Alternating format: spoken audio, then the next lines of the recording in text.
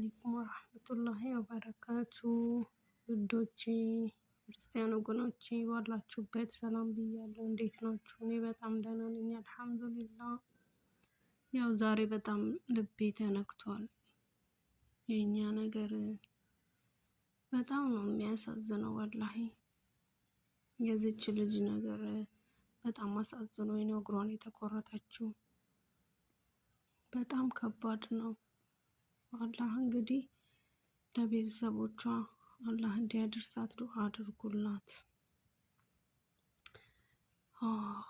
ሳውዲ ነው ያው ለሚገደሉት አዝነን ሳናበቃ የዚችም ልጅ ነገር ተደገመ እና ተጠንቀቁ ባካችሁ እህቶቼ፣ በቻላችሁ ታቅም ያው ማንችለውን አላህ ራሱ በራህመቱ እንግዲህ እሱ ይጠብቀን። እኛ የቻልነውን እንጠንቀቅ። እችን ልጅ ደግሞ በጣም በጣም ልብ የሚነካ ነው ወላሂ ልብ ነው የሚነካው። ሰው ሰርቼ ቀይራለሁ ብሎ ከሰው ሀገር ወጥቶ አካል ጉዳተኛ ሲሆን በጣም ከባድ ነው። ለቤተሰቦቿ አላህ እንግዲህ እኔ እንጃ ብቻ ምን እንደምላቸው ሲያዩት ምን እንደሚሉ እንደሚሆኑ አላህ እንግዲህ እኔ እንጃ ወላሂ ምን እንደማወራ ራሱ ለራሴም ጠፍቶብኛል። አላህ ይርዳሽ፣ አላህ ይርዳሽ የኔ እናት። አላህ ካንቺ ጋር ይሁን።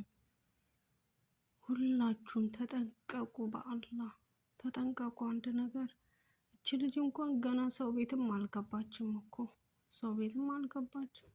ከመዳሞቿም ጋር አልተገናኘች። ኤርፖርት ላይ ወድቃ ራሷን ያገኘችው ሆስፒታል ላይ ነው። ተቆርጦ እግሯ አንድ እጁ አይሰራም ነው የሚሉት። እንደው እኔ እንጃ አላህ ስደት ዓለም ላይ ምንም ነገር አላህ ማንንም አያርግ። ምንም አትሆኑ፣ ሰላም ሁኑ። ጤነኛ ሆናችሁ እንደመጣችሁ በሙሉ አፍያችሁ አላህ ለሀገራችሁ ያብቃችሁ። አላህ ለሀገራችሁ ያብቃችሁ። የሀጅ ጾም እየተጾመ ነው። እስቲ በደንብ ዱዓ አድርጉ፣ በደንብ ዱዓ አድርጉ።